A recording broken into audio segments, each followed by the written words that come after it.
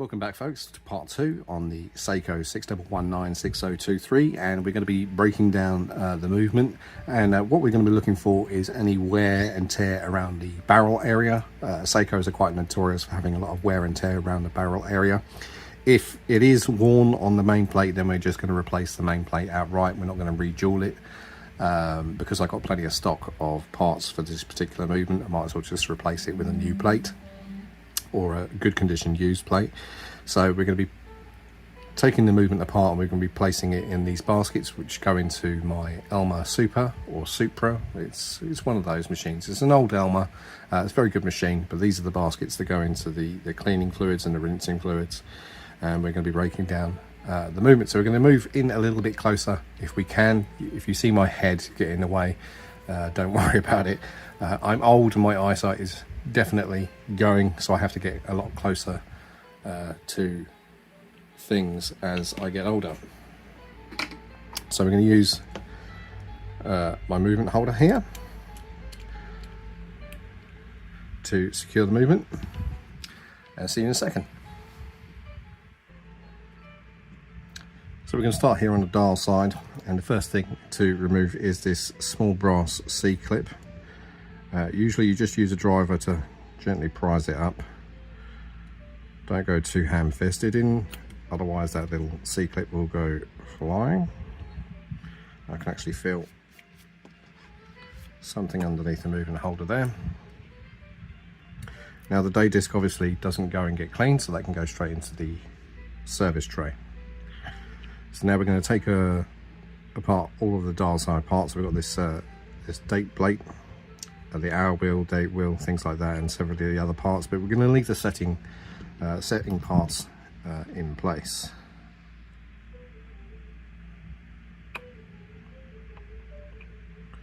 So you must excuse my hand.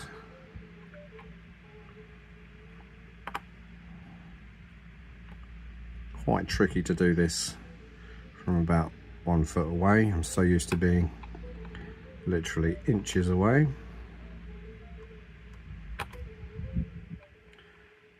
Get that last screw. So there should be 4 screws securing this dial plate down. Oh, there's a date plate, so we'll get the date wheel. That's not going to be washed. There's the date spring. See if we can find those screws. There we go, there's the other 2 screws. So then we're going to undo the date wheel.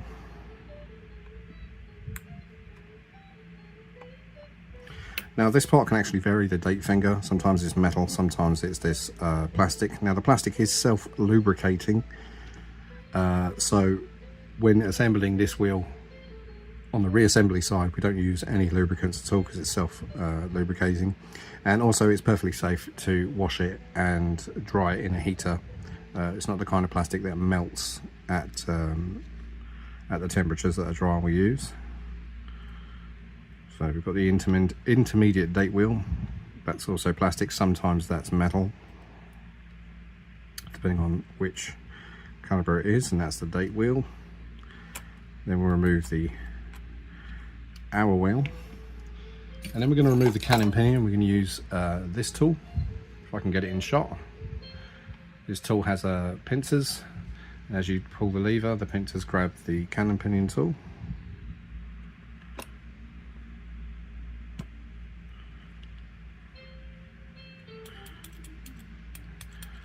And then you've got to try and get it to release the damn thing. There we go. So there's the cannon pinion. And then we have the minute train bridge. There's 2 different screws on the minute train bridge. One has a flat head, and the other one is just the same as the dial plate screws. So don't get the 2 mixed up, because they have to go in the right place when they're being reassembled.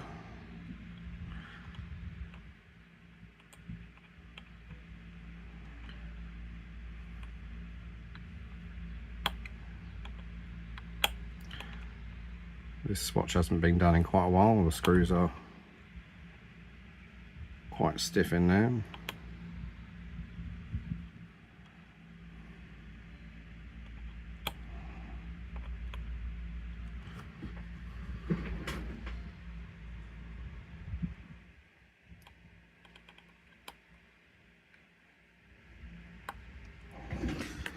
There we go. Got little bleeders. So we can just lift that whole part. This little finger here is what's used to quick set the day and date. And that is actioned if we see here, if we push in the stem, you see that little lever move. That lever then cantilevers that finger and it pushes the day and date wheel around. So remove the minute wheel and the setting wheel.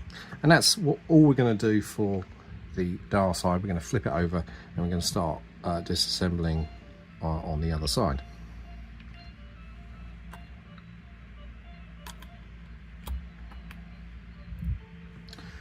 So it's very important when you're disassembling any mechanical watch that you unpower the watch or remove any power that's left in the mainspring before you disassemble the entire thing. Otherwise you'll end up damaging gears or breaking parts of the watch. Now, as you can see, the balance is still trying to move, which would indicate there's still power in the movement. So before we can unpower or let all the power down from the mainspring, we're going to have to remove this rotor and the automatic system, and then we're going to use a large driver to power down the mainspring.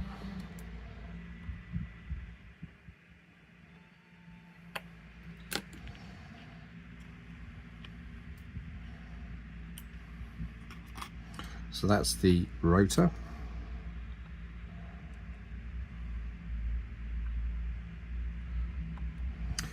And just a quick tip for you guys out there, if you're looking at hobby repair and you're a little bit unsteady with your fingers and you don't want to put the screwdriver through the balance wheel, what you can do is you can use a pair of tweezers. Use your driver like so on the top of the tweezers, and you could very carefully unscrew a screw without any fear that the driver is going to go down into the movement. So that's just a simple trick that we use when we're working on high-end watches, so that we can get a more precise and more accurate movement, or more accurate control, should I say. So this screw is pretty close to the balance, so we want to make sure that the driver doesn't slip and hit the balance by mistake. So we just undo that screw and it popped off.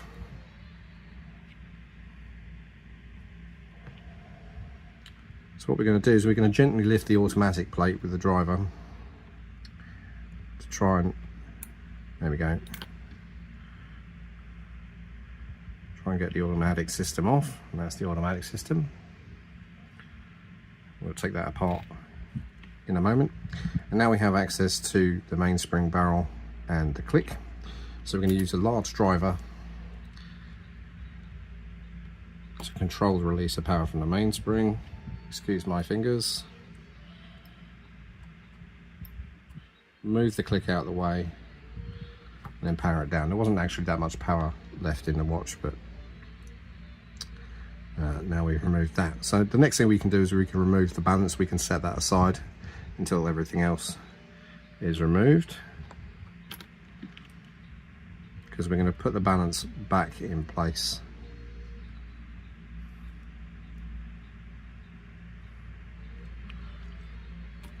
Once everything else is done.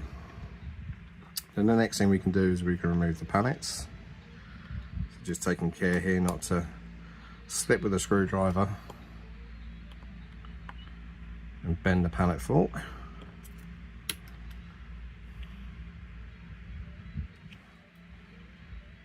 Just going to remove the pallet bridge. And some of you might be asking, why is it called a pallet bridge, not a pallet cock? Any part of the watch that has connection on 2 points is a bridge. If it's only connected to 1 point, then it's a cock. So the balance, as you saw, was only connected on one side, so that would make it a balance cock.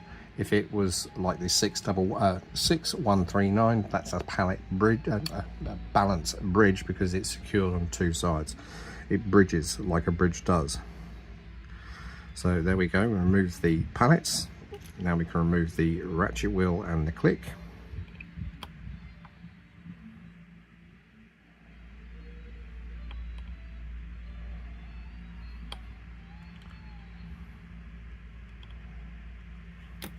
There's very subtle variances between the screws. The ratchet wheel screw would be slightly different in size to a bridge screw, and the click screw were actually a very slightly different size to a bridge screw. So the click screw is actually slightly smaller with a smaller thread, and usually when you're up close under the loop looking at these things, you'll notice the very subtle differences, and once you've performed enough of these, you'll know them all off by heart. So we can see there's a bit of wear there on top of the barrel where some of the nickel plate has come off the brass. There's a bit of play, but not too much. We'll see once we've removed this train bridge. You have to excuse my fingers getting right in the way. I'll try and edit that out.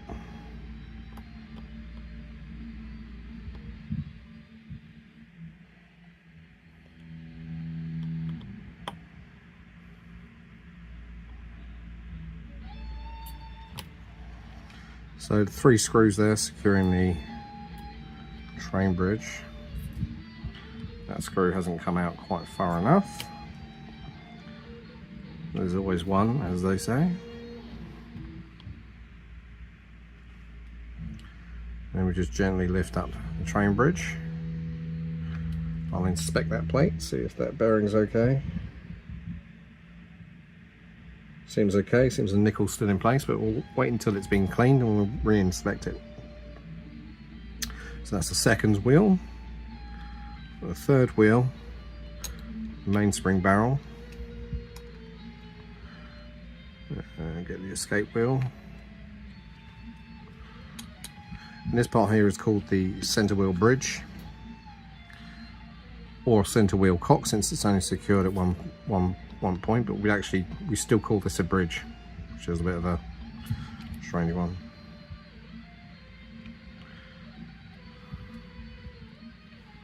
And here we have the center wheel, and that's the movement side disassembled. And this is usually a problem area, so I'm just going to check under the loop, see if this is worn. Give it a quick clean with some rotor cone. See if we can see any obvious issues with the main plate. There's a little bit of surface wear, but otherwise it's not too bad. So we can flip this over now, and we can do the setting lever system. So the first thing to do would be to take this spring off this hinge, because it'll remove some of the tension, like so. And then there's 2 screws here on the setting lever.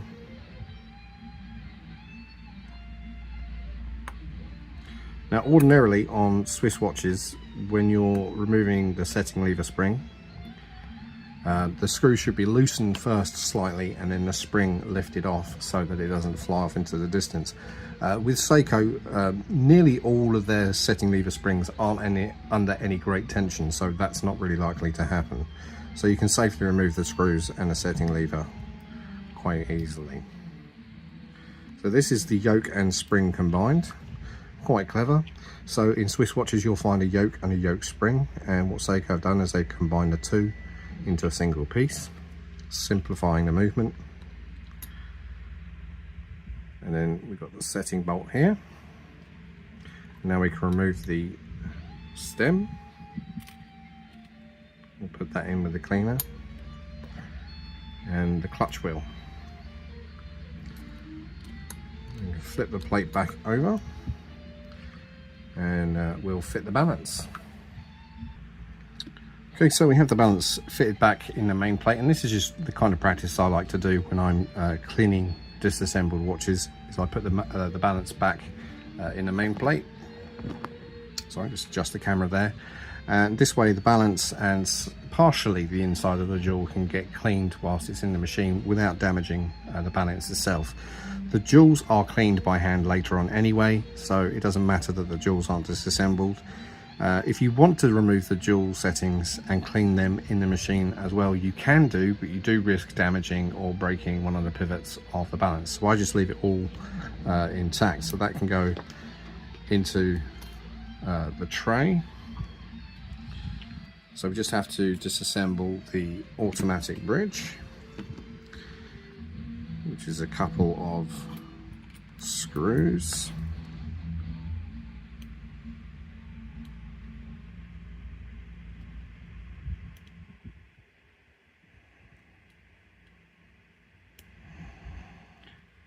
if they want to be compliant today, which of course they don't. Right, got little bleeders. So that's a little cover plate. And then we have the 2 screws. And we have the driving wheel. There's a bit of old grease on there. And then we have this part, which Seiko call the magic finger. So like a little pull, there's a little tiny hook at the end, each of the ends, and that slowly grabs the wheel as it turns around. Very clever little system. And last but not least is the barrel. Now I'm probably going to replace this barrel because it looks like it's quite worn. So the next part is the barrel, which opens from top side, like so. I'm just going to clean it as it is, in position, like so. You can see the dirty old grease, where it's all gone all black and horrible, but that'll come out quite clean. And that is the complete disassembly of the movement. We'll just zoom out a little bit here. There we go.